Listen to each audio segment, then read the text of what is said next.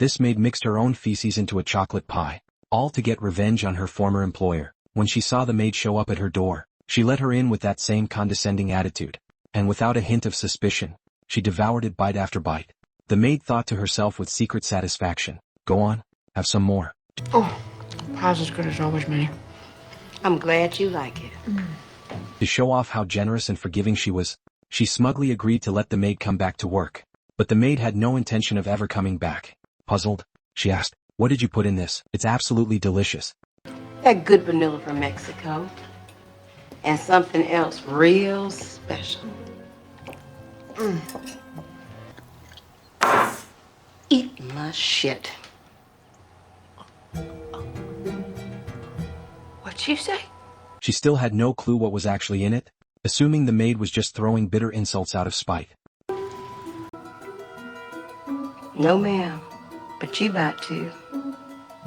'Cause you just did.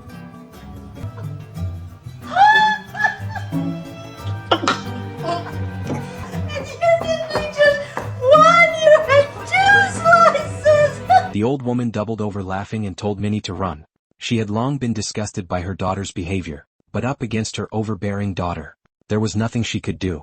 In this town riddled with discrimination, every one of these families had a maid.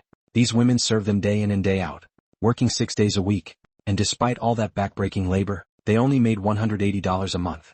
This meager wage was barely enough to keep their families afloat. Facing constant mistreatment from their employers, they didn't dare push back. Yet these people still weren't satisfied. They banded together under the guise of building separate bathrooms for the maids.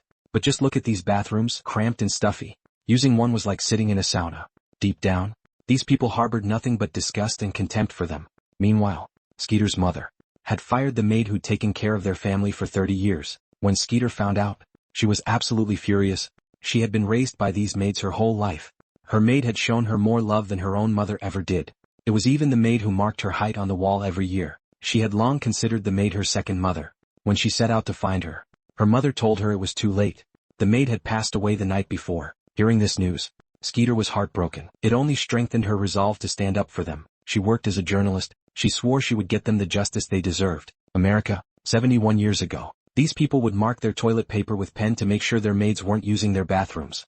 Racial discrimination back then was brutal. But this young woman was a bit different. She had been raised by the family maid since childhood. Yet the maid who had cared for their family for 30 years was fired by her mother over something trivial. She made up her mind to get them the justice they deserved. This fight for racial equality was one she had to win.